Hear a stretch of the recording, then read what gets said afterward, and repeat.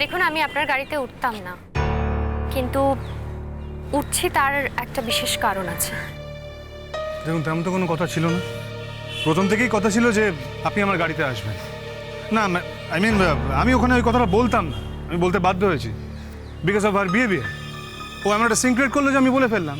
আর এতে লোকাটিং কি আছে? আপনি আমার সঙ্গে এসেছেন, আমি আপনাকে আবার পৌঁছে দেবো, দ্যাটস ইট। এর মধ্যে তো কোনো অপরাধ নেই। কবে বিয়ে করছেন আপনি? মানে?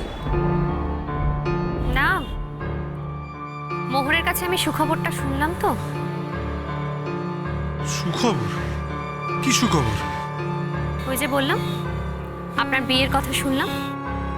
না না, আপনি কি বলছেন আমি ঠিক বুঝতে পারছি না। হয়তো আপনার ব্যক্তিগত বিষয়ে আমার মাথা গলানোটা উচিত নয়, কিন্তু আপনিও তো আপনার গণ্ডি ছেড়ে কিছুটা বাইরে বেরিয়ে এসেছেন। তা না হলে আপনি কি আমাকে ফোন করে খবর দিতেন আমার বোন খাচ্ছে কি খাচ্ছে না? আর আপনি আমাকে গাড়ি করে নিয়েও আসতেন না, আবার এখন পৌঁছেও দিচ্ছেন। সেটাও তো করার কথা নয় আপনার।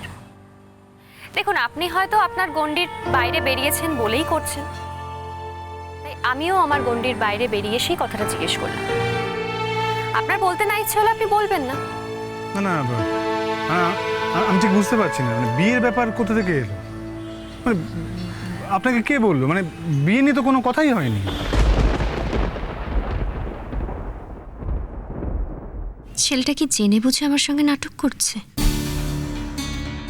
ও কি খুব বড় রকমের খেলোয়াড়? মোহর কি তাহলে ওকে ঠিকই চিনেছে? মোহর যখন এতটা কথা জেনেছে, তাহলে নিশ্চয়ই কথাটা মিথ্যে নয়। মেয়েটি যখন মোহরের সঙ্গে আলাপও করেছে, তখন তো মিথ্যে হতেই পারে না। তাহলে ছেলেটির বলতে অসুবিধাটা হচ্ছে কোথায়? আমি কিন্তু আমার কথার উত্তর এখনো পেলাম না। প্রশ্নটা তো আমি আপনাকে করেছি, উত্তরটা তো আপনার দেবার কথা। শুনুন, ভালো খবর বাতাসে ওড়ে। আর আপনার বিয়ে ঠিক হয়েছে, এটা তো ভালো কথা। হ্যাঁ, আপনার তো বিয়ের বয়স হয়েছে, তাই বিয়ে না করার কোনো কারণ তো আমি দেখতে পাচ্ছি না। দেখুন, আমি জানি না যে সব মেয়ে একই রকম কথা কেন বলে। পৃথিবীতে যে বিয়ে ছাড়া অনেক কাজ থাকে, সেটা কি তাদের মনে থাকে না? আমি কিন্তু মোহরের কাছেও এরকম কিছু একটা আভাস পেয়েছিলাম। দেখুন, আমার বাড়ির লোক অহরহ বলে, এখন আবার আপনার সাথে কথা হচ্ছে, আপনিও বলছেন। অথচ আপনার সঙ্গে আমার পরিচয় আজ নিয়ে 2 দিন। আচ্ছা, কি ব্যাপারটা বলুন তো? না না, মানে আমি বুঝতে পারছি না যে সব প্রসঙ্গ ছেড়ে দিয়ে আপনি এই প্রসঙ্গে এলেন কেন হঠাৎ?